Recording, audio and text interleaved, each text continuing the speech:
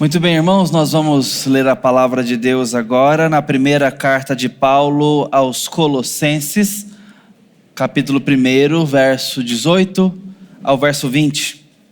Assim diz a palavra do Senhor. Ele é a cabeça do corpo, que é a igreja. Ele é o princípio, o primogênito dentre os mortos, para ter a primazia em todas as coisas. Porque Deus achou por bem que nele residisse toda a plenitude, e que, havendo feito a paz pelo sangue da cruz, por meio dele reconciliasse consigo mesmo todas as coisas, quer sobre a terra, quer nos céus. Vamos orar e buscar mais uma vez a presença do Senhor diante da sua bendita palavra. Senhor, muito obrigado pela grande oportunidade com a qual não podemos nos acostumar nunca quando se repete, de acessarmos a tua palavra e na dependência do Senhor sermos iluminados. Fala conosco, ó Deus, diante do texto sagrado. Dá-nos esperança, ilumina-nos a consciência, a mente, dá-nos olhos para ver, um coração para crer. Trata conosco em nome de Jesus Cristo, nosso Redentor. Amém. Eu tenho certeza que você já assistiu o Rei Leão. Foi meu primeiro drama. O primeiro choro diante de um enredo cinematográfico. A morte de Mufasa. Triste, não? Quem disse que deveriam existir desenhos para nos fazer chorar? Mas está lá. Uma bela obra, década de 90, né? Aquela história é muito bela em vários aspectos, porque a sua animação foi revolucionária. A forma como tratou não só a paisagem, os elementos, a movimentação animal é muito carismática, é muito envolvente. Quadrúpedes completamente expressivos, como se fosse gente. O olhar, as expressões. Talvez por isso o live action, que é a adaptação como se fosse de verdade, fizeram do Rei Leão, não nos impactou tanto, não é verdade? Estava ali como se fosse um documentário do Story Channel ou National Geographic, mas as expressões dos olhos eram de animais. E animais nem sempre se comunicam com expressividade, certamente não como gente, mas na animação os artistas têm essa licença poética. Então, quando o leão está triste, os seus olhinhos ficam curvados em formato de meia lua para baixo. Faz uma caricatura no papel e você vai ver que assim você faz uma tristeza em qualquer carinha. É para ficar bravo? Então você coloca acentuado, diagonal, do centro para fora. Tá bravo.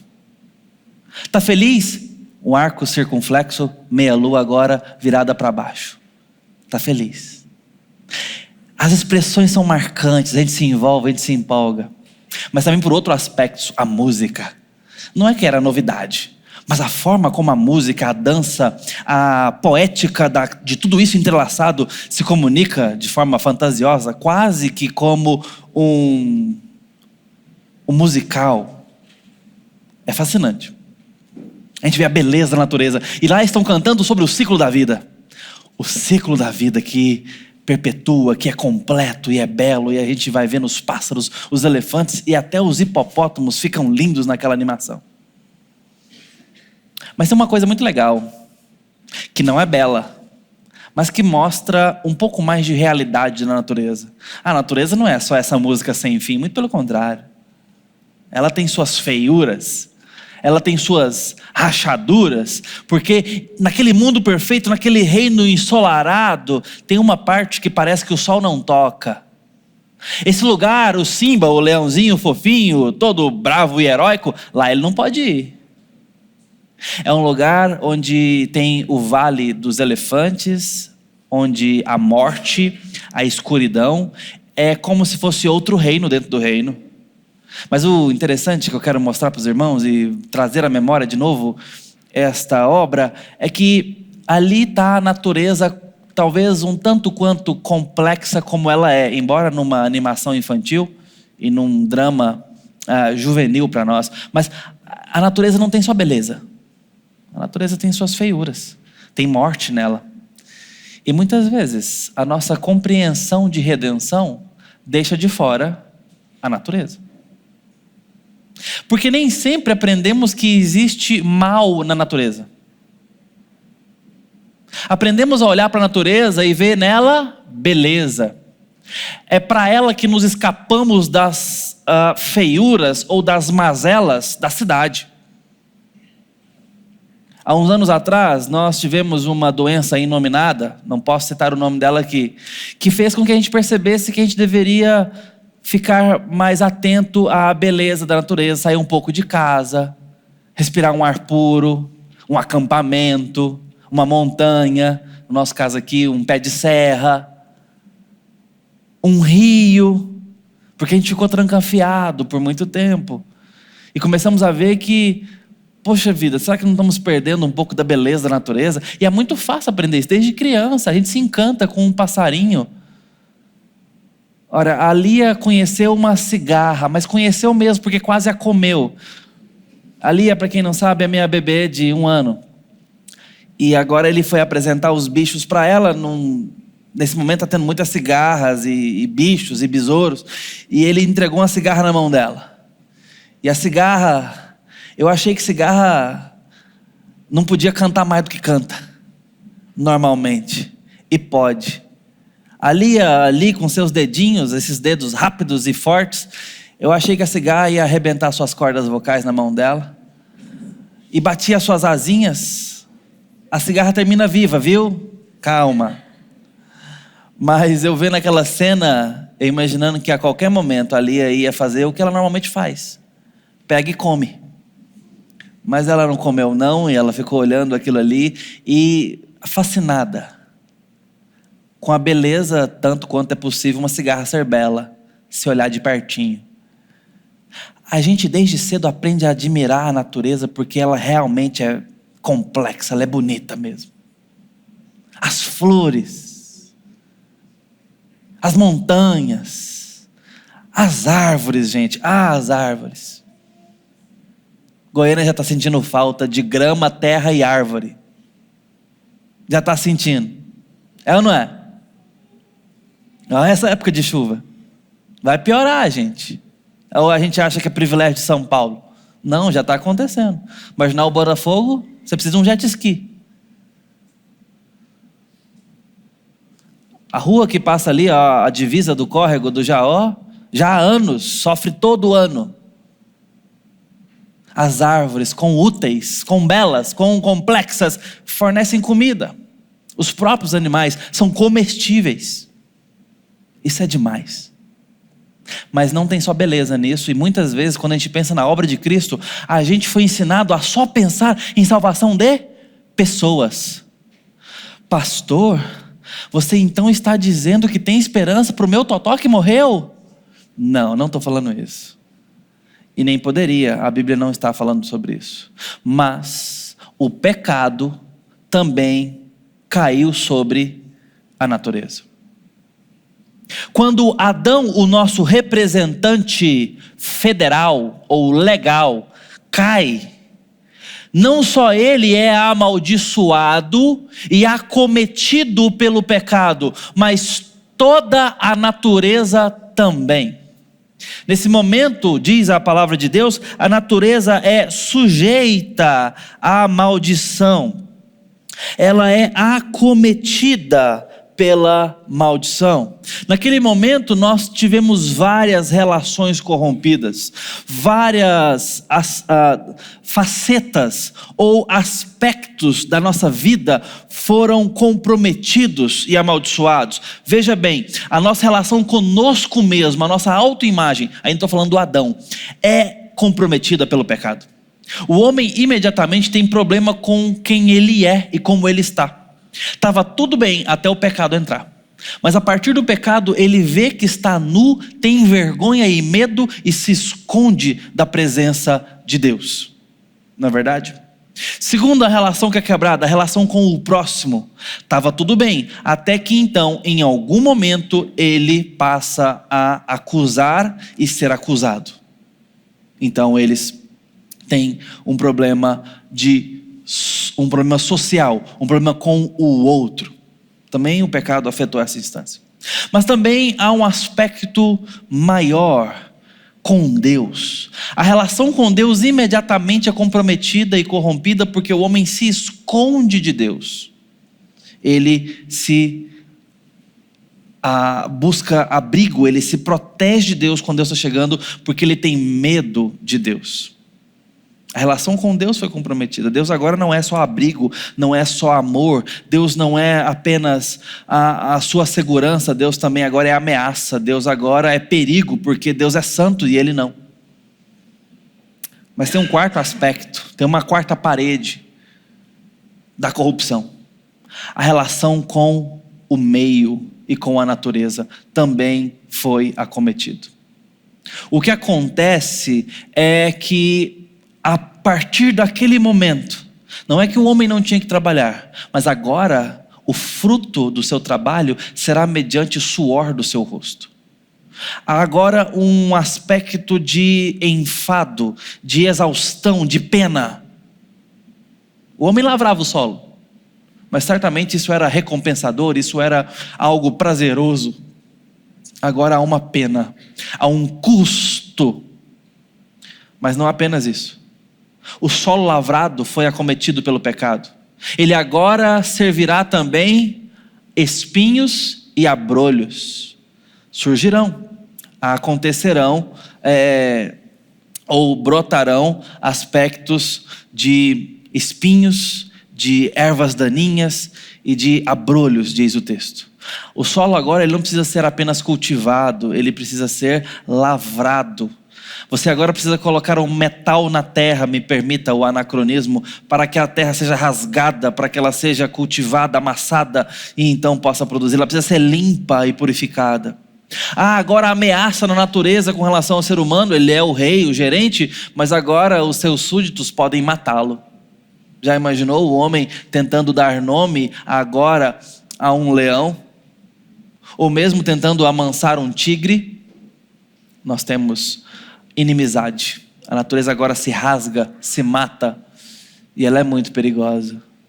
Você não chama uma cobra pelo nome, você não a domestica, você não a trata como um pet, embora alguém possa fazer isso, mas entenda o que eu estou dizendo.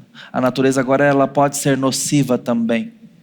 Ela não é apenas bela, ela está sujeita à vaidade. Tudo isso foi quebrado e a nossa relação com ela é uma relação acometida. Romanos 8:20 diz: pois toda a criação está sujeita à vaidade, não voluntariamente, mas por causa daquele que a sujeitou. A ideia de vaidade aqui é de fragilidade, é uma ideia de algo que se quebra, algo que se perde, algo que é frágil no sentido de ser, porque agora está sujeita, não por conta própria, mas por conta de um juiz que a sujeitou.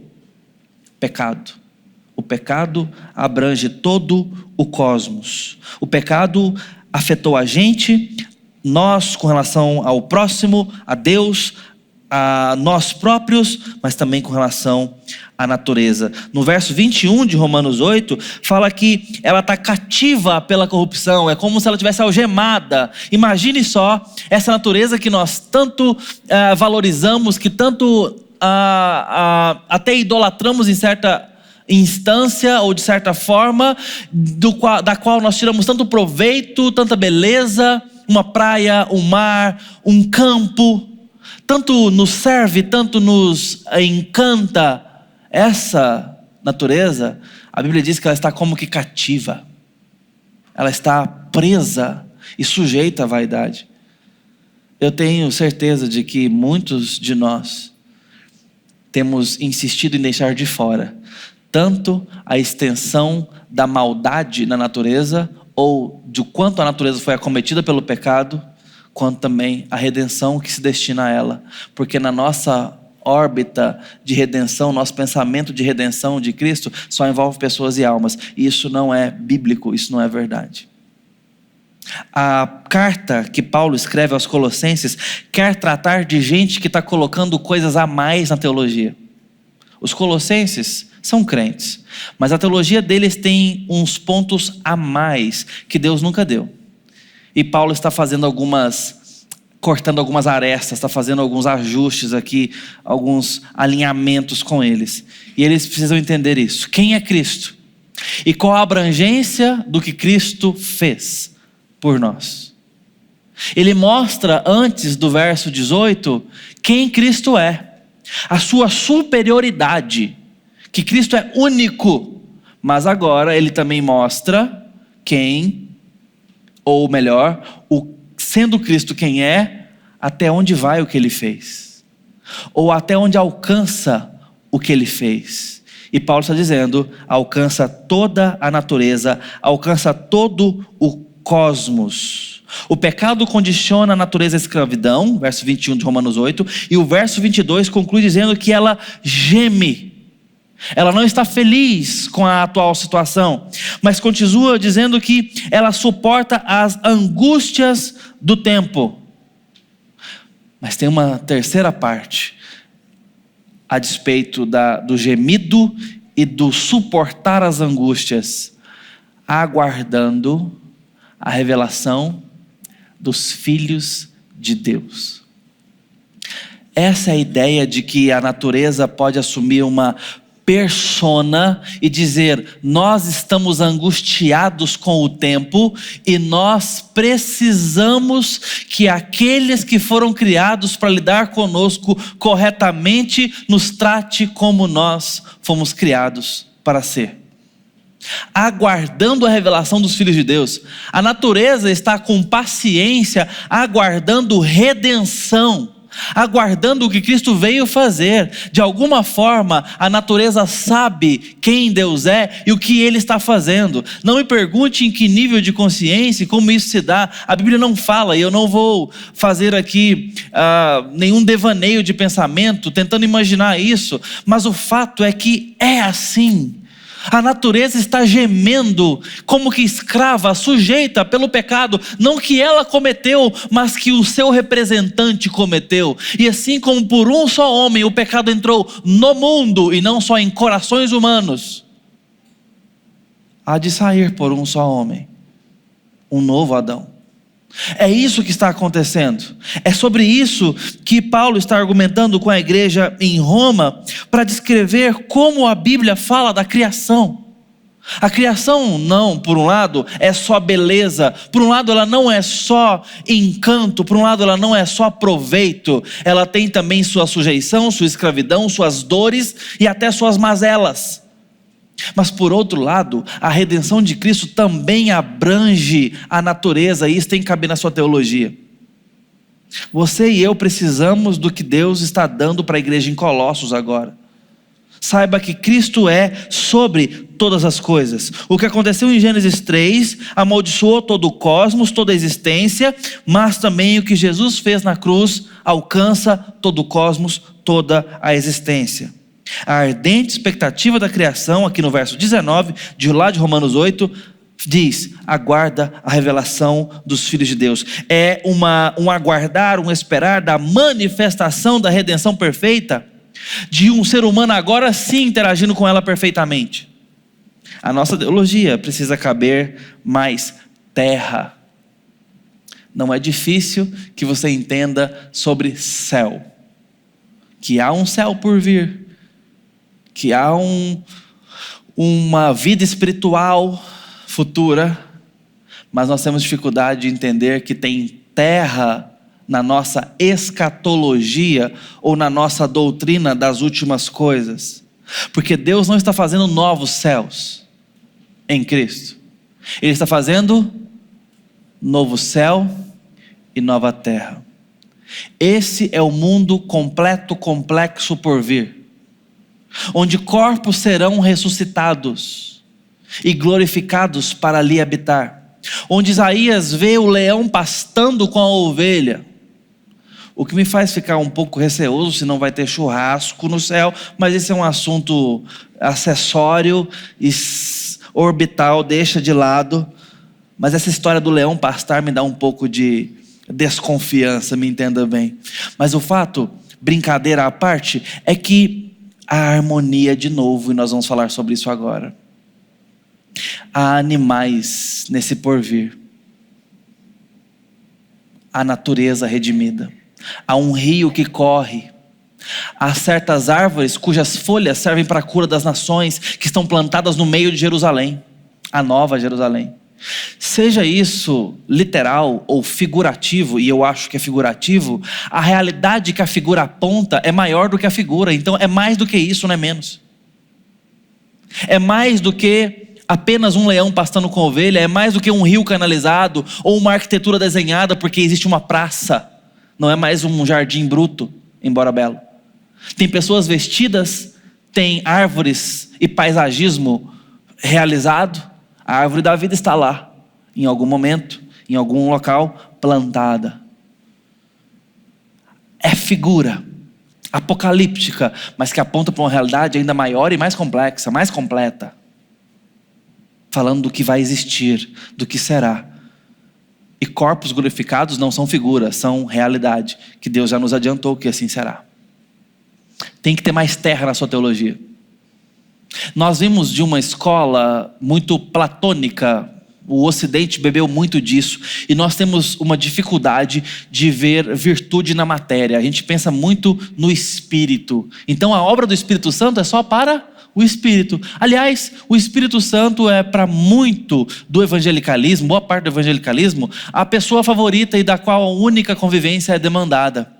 Porque nós temos uma mentalidade muito abstrata, muito espirituosa, no sentido de que Deus veio tratar o espírito. É muito comum que você vá a um velório de evangélicos ou de cristãos, de um modo geral, e você encontrar o seguinte, fala, o fulano não está mais aqui. Aqui está só a casca. Com palavras diferentes você vai ter essa nuance, e isso é meia verdade. A parte lógica e comunicativa, sim, ela é espiritual. É por isso que espiritualmente pode se dar comunicação. E antes que esse assunto fique um pouco tenebroso demais, é assim que acontece. Quando, por exemplo, você tem no Monte da Transfiguração alguma comunicação com espíritos ali, que Jesus apresenta. É assim que o próprio Espírito Santo comunica conosco, ou se revela na Escritura. É assim que pessoas são possessas por espíritos imundos, demoníacos, e assumem outra personalidade capaz de conversar com a gente. Eu paro por aqui, eu sei que presbiteriano não gosta da conversa, mas isso é espiritual. Agora, dá um passo para trás, para o nosso alívio, e a gente vai percebendo que a parte material, embora não tenha essa parte lógica e comunicativa, é a máquina que também somos nós, que usa inclusive das faculdades mentais para que o espírito atue com perfeição. O sensorial, os sentidos, o paladar, a visão, tudo isso é matéria. E isso, me entenda, também é espiritual. Acho que com essa frase a gente entende bem o que eu estou querendo dizer. Quando nós morremos, nós somos separados de nós mesmos temporariamente. Vamos para a presença do Pai temporariamente, que é chamado de paraíso. Isso não é novo céu. A matéria vai se decompor, é verdade. Mas o que é que Cristo vai fazer quando voltar? Vai ressuscitar o corpo e vai nos juntar conosco mesmos. E nós vamos ser a gente de novo. Seremos nós completos, integrais. Corpo e espírito. Ou alma.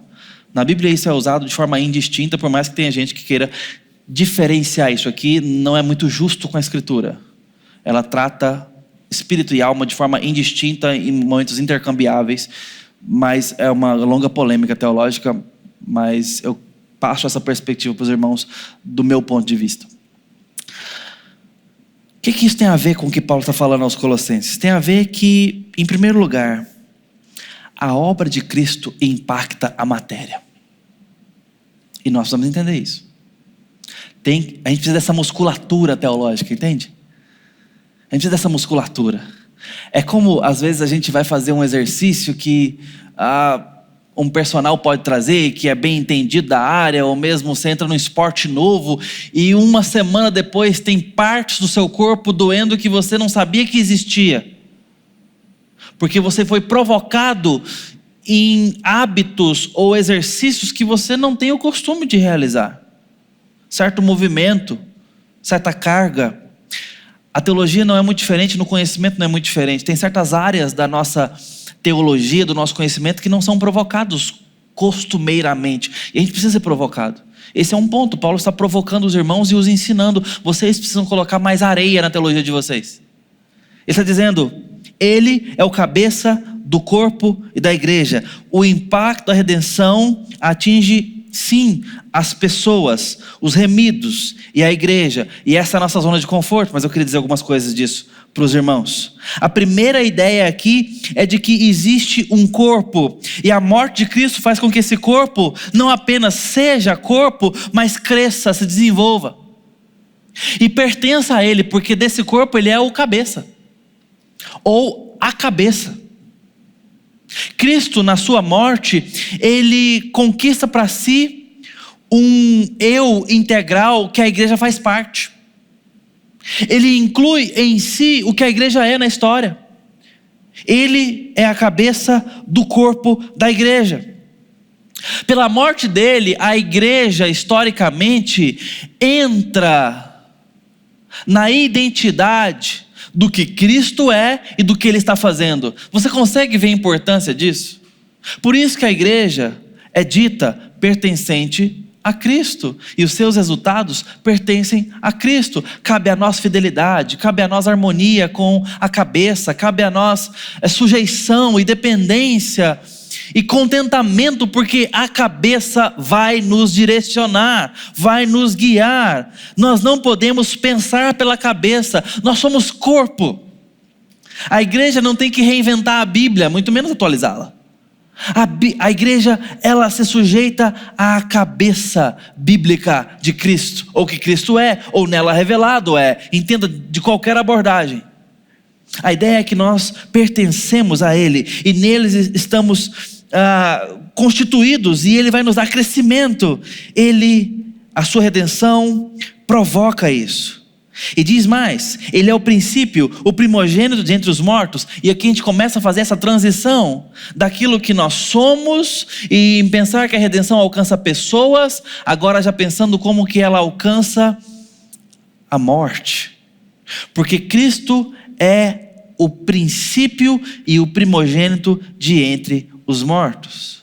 Você começa a fazer uma transição, porque o fato dele ser o princípio diz que nele todas as coisas foram criadas. Ele cria o mundo, sustenta o mundo, mas também ele é o primogênito dentre os mortos. Esse mundo que ele constitui, que ele cria e sustenta, nele tem morte, nele tem o vale da sombra da morte, nele tem a precariedade, nele tem o perecível, nele tem o derreter-se da vida, a morte em si, o devaneio, a frustração, tem até o pecado.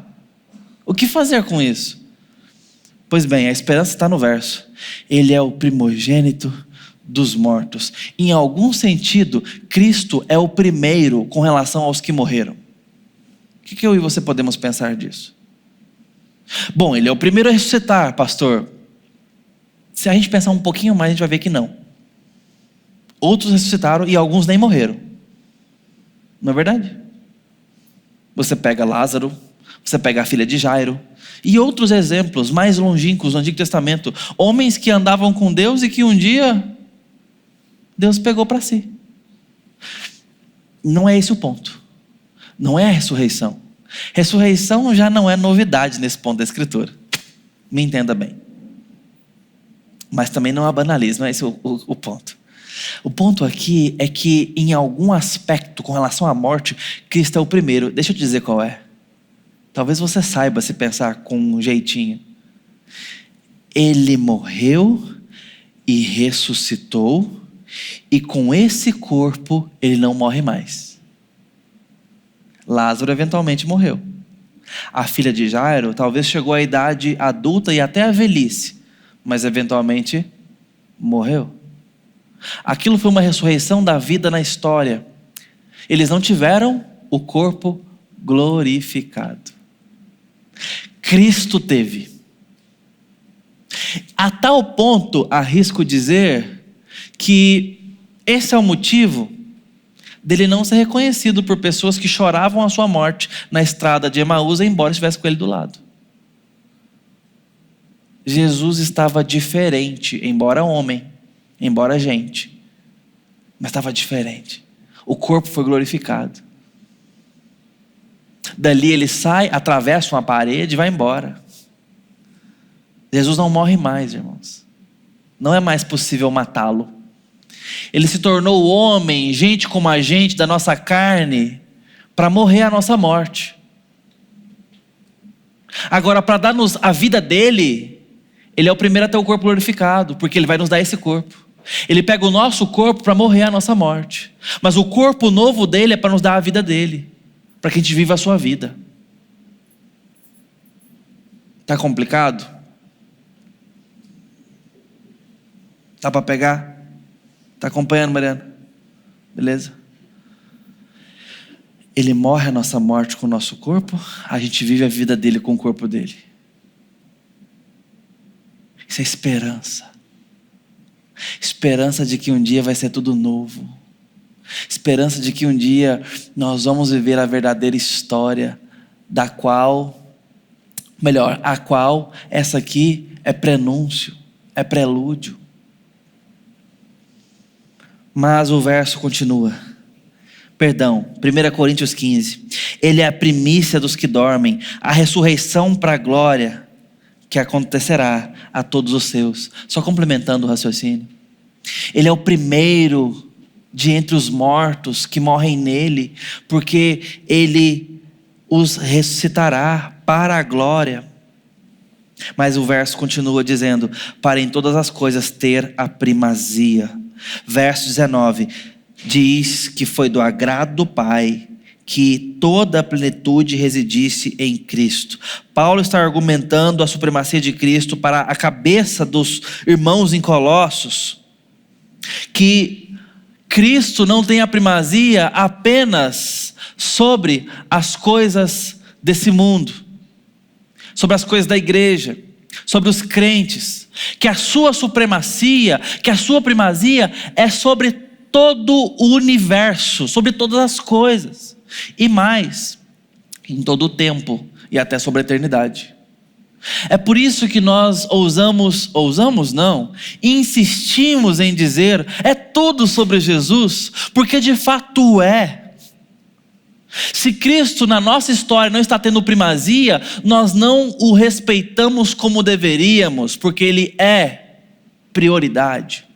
Se Cristo não está tendo primazia nas nossas correrias, nas nossas agendas, nas nossas escolhas, é porque nós não estamos o tratando biblicamente como Ele se revela. Porque em todas as coisas, sobre todas elas, Ele é o primeiro e o último. E a ideia é que em todas elas Ele tenha primazia sobre todas as coisas, pois toda a plenitude reside nele. Ele é a imagem perfeita do Deus invisível.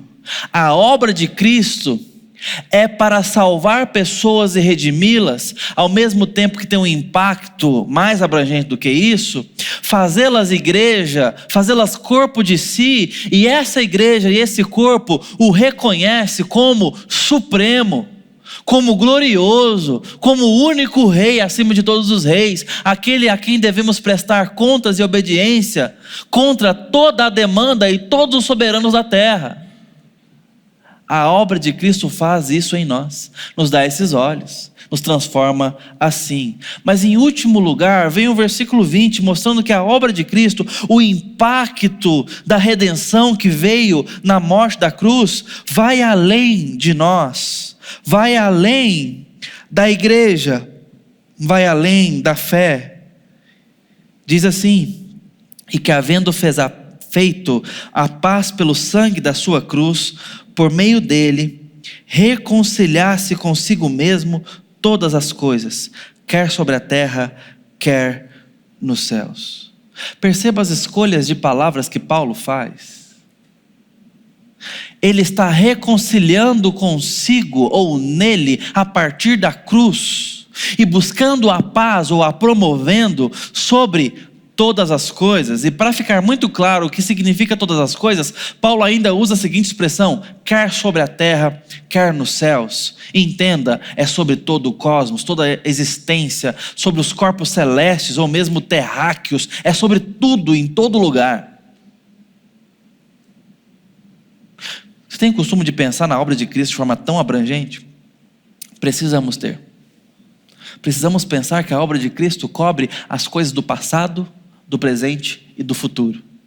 Cobrem Goiânia, cobrem Jerusalém, cobre o Irã, cobre os Estados Unidos da América, cobre Aparecida de Goiânia, cobre o seu bairro, cobre tudo em todo lugar, em todo o tempo.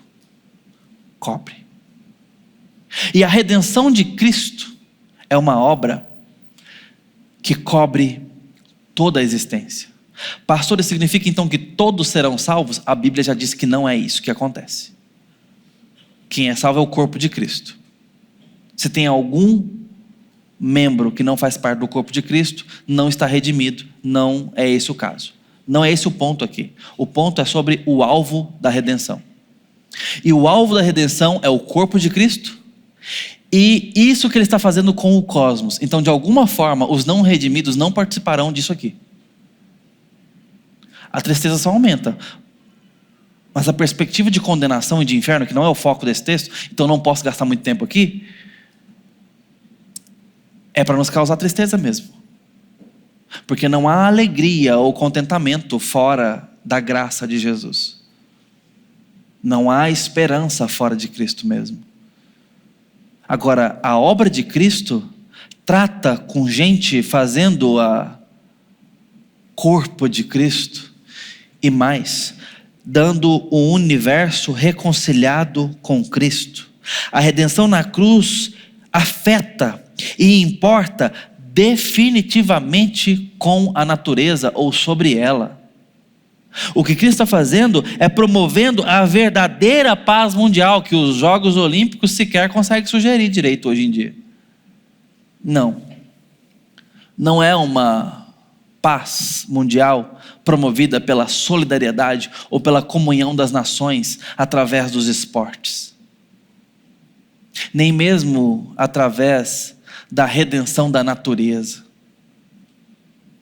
No sentido de salvar a Amazônia, no sentido de despoluir os rios. Essas coisas são importantes? Claro que são. Mas a paz mundial não é promovida nesses termos, nem dos esportes. Não é um esforço político ou humanitário. Não é. A paz mundial é algo que Cristo faz, não nós. Nós não podemos. Nós não somos capazes de redimir nada. Agora, o problema de pensar isso é porque nós não entendemos, aí volto lá no início só para destacar, que a natureza precisa de redenção. Nós somos criados desde a escola que a natureza é boa e a gente só tem que cuidar dela, e que nós somos capazes de salvá-la. Ora, irmãos, nós temos certas responsabilidades que precisam ser realmente implementadas. Eu mencionei Goiânia agora. Os lixos precisam ser melhor coletados, há tempo não são. Nosso sistema de escoamento de água precisa realmente ser refeito, precisa ser pensado. Precisamos de drenagem de solo, precisamos de vias canalizadas, precisamos dessas coisas.